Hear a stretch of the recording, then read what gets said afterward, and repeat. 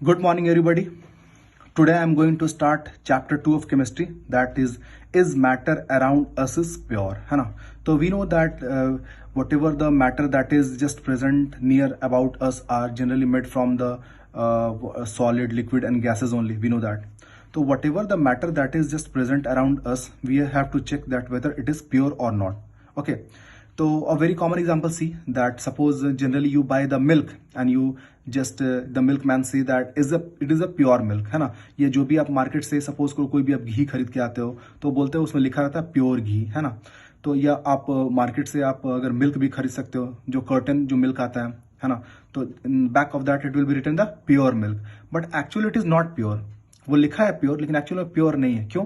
क्योंकि आप जब उसमें देखोगे तो उसमें बहुत सारी चीजें मिली हुई होती है. जैसे आप देखोगे मिल्क में क्या क्या होता है, आपको मिल्क में वाटर मिलेगा, मिल्क में आपको प्रोटीन मिलेंगे, मिल्क में आपको फैट्स मिलेंगे, ठीक है, कैल्शियम मिलेगा. तो बहुत सारी चीजें प्रेजेंट है मिल्क में. तो मिल्क आपका कभी भी प्योर नहीं है क्योंकि उसमें बहुत सारी चीजें मिली हुई है. ठीक है, तो ये जो चैप्टर है वो मुझे बताता है, वो हम लोग पढ़ेंगे आगे इस चैप्टर में, कि जितने भी हमारे आसपास में जो मैटर है उसको हम लोग क्लासिफाई करेंगे कि वो प्योर है कि इम्प्योर है या मिक्सचर है, या बहुत सारा अलग अलग पार्ट में हम लोग उसको डिवाइड करेंगे. ठीक है, तो यहाँ पे मैं एक चार्ट बना करके रखा हूं. तो इस चार्ट में जो भी चीजें मैं बताऊंगा ये सारी चीजों को ही हम लोग को इस पूरे चैप्टर में पढ़ना है एक एक करके डिटेल में. ठीक है, देखो तो मैटर को मैं डिवाइड कर रहा हूं 2 पार्ट्स में.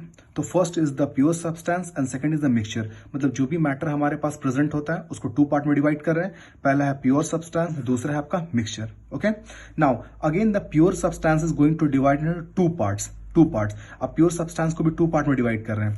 फर्स्ट होता है एलिमेंट और दूसरा होता है कंपाउंड. ठीक है, अब मिक्सचर को भी 2 पार्ट में डिवाइड कर रहे हैं.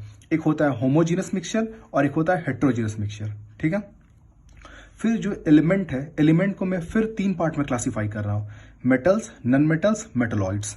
और फिर जो कंपाउंड्स है इसको मैं फिर 2 पार्ट्स में कैटेगराइज कर रहा हूं, ऑर्गेनिक कंपाउंड्स और इनऑर्गेनिक कंपाउंड्स. ठीक है, तो ये एक छोटा सा टेबल था जो मैंने मैटर को लेके बनाया है. ठीक है, तो मैटर जो है उसको मैंने 2 पार्ट में डिस्ट्रीब्यूट किया है, प्योर सब्सटेंस और मिक्सचर. प्योर सब्सटेंस को 2 पार्ट में डिवाइड किया हूं, एलिमेंट और कंपाउंड में. एलिमेंट को 3 पार्ट में डिवाइड किया हूं, metal, non metal, metalloids. Compound को ऑर्गेनिक और इनऑर्गेनिक. ओके, और मिक्सचर को हम लोग होमोजेनस मिक्सचर और हेट्रोजेनस मिक्सचर 2 पार्ट में डिवाइड किए. ठीक है, तो अब मैं स्टार्ट करने वाला हूं प्योर सब्सटेंस. ठीक है, प्योर सब्सटेंस. तो प्योर सब्सटेंस को समझते हैं और उसका कुछ डेफिनेशंस देखते हैं और कुछ प्रॉपर्टीज भी साथ में हम लोग देख लेंगे. ठीक है, अब देखो जैसे सपोज करो कि मेरे पास एक कंटेनर है. अगर मैं इसमें एक ब्लैक बॉल है, एक व्हाइट बॉल है, फिर एक ब्लैक बॉल है और फिर व्हाइट बॉल है. तो ये देखो कि इस जो कंटेनर है इसमें मैं ब्लैक भी रखा हूं, व्हाइट भी रखा हूं. तो इसका मतलब इसमें तो एक ही टाइप के बॉल नहीं है, इसमें 2 अलग अलग कलर के बॉल है. तो ये कभी प्योर हो सकता है? नहीं. लेकिन अगर मैं एक ऐसा कंटेनर रखा हूं जिसमें सपोज करो कि सारे आपके पास ब्लैक ही बॉल है, तो सारे अगर ब्लैक ही बॉल है तो इसका मतलब ये जो कंपाउंड है इसमें सारे एक ही टाइप के बॉल प्रेजेंट है, तो इसको मैं बोल सकता हूँ प्योर.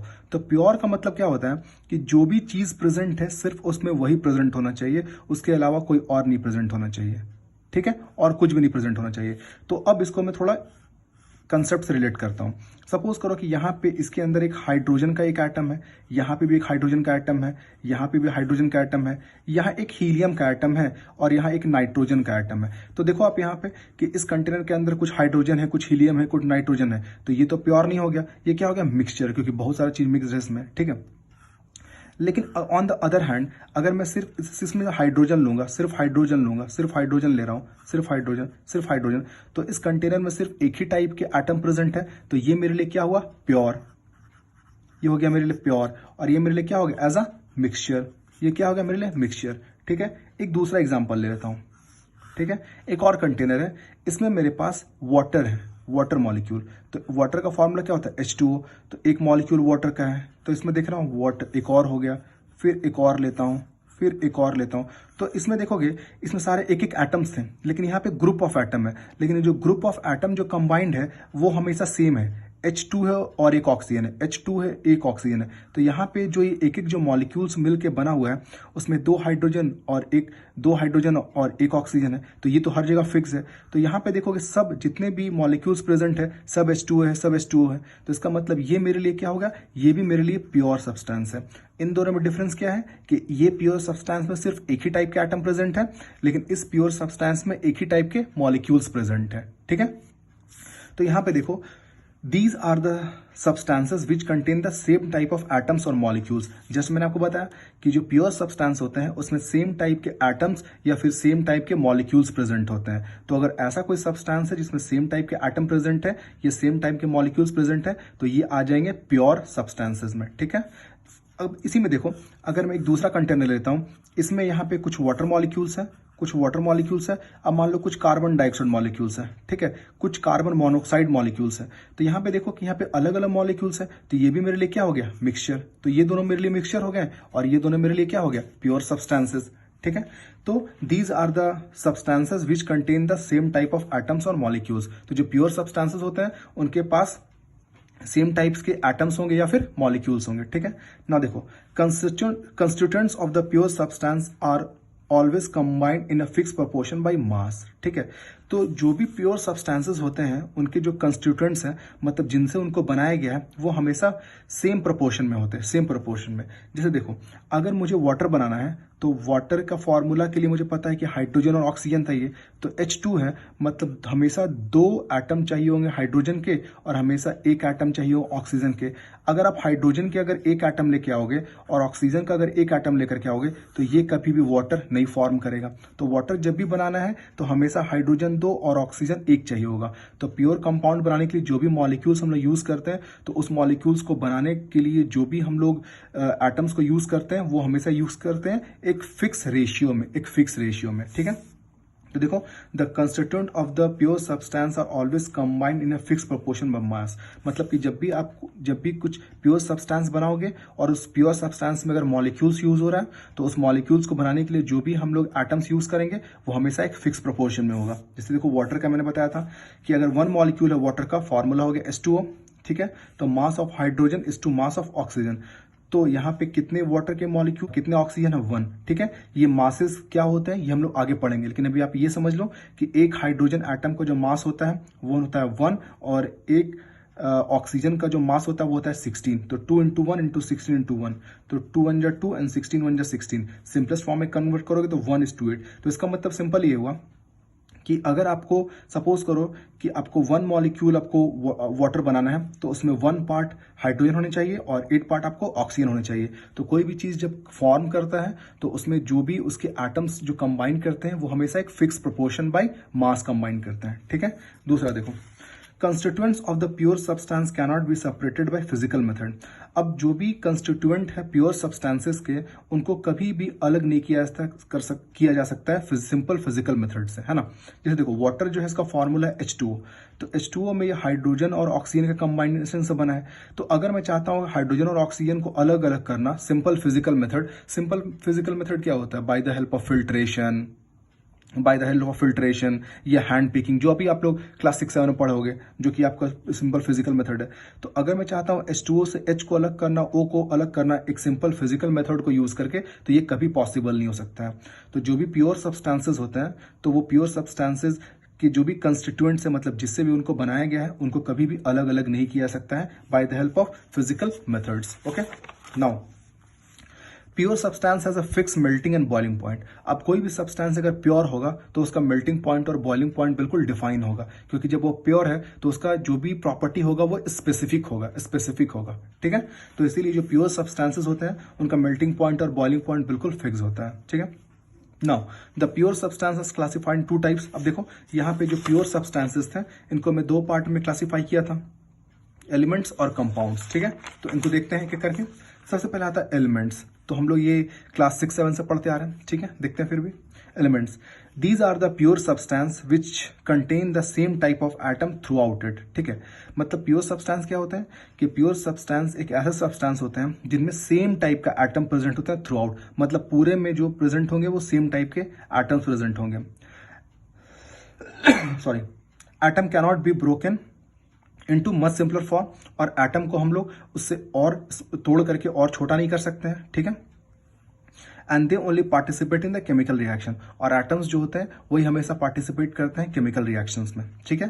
तो इसका मतलब एलिमेंट्स क्या है कि एलिमेंट जो है एक प्योरेस्ट सब्सटेंस है, मतलब एलिमेंट जो है एक प्योरेस्ट सब्सटेंस है जो कि बना होता है सेम टाइप ऑफ एटम से, ठीक है। और एटम्स जो होते हैं उसको हम लोग आगे ब्रेक नहीं कर सकते हैं, मतलब एटम को और तोड़ा नहीं जा सकता है और सिंपलेस्ट फॉर्म में, ठीक है।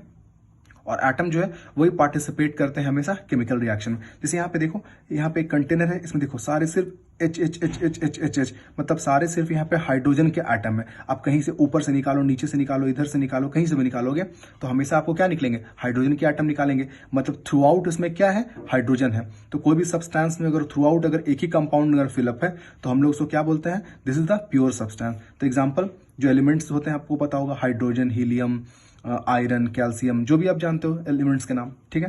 तो ये एलिमेंट जो है वो प्योरेस्ट सब्सटेंस होता है। अब आता है कंपाउंड्स।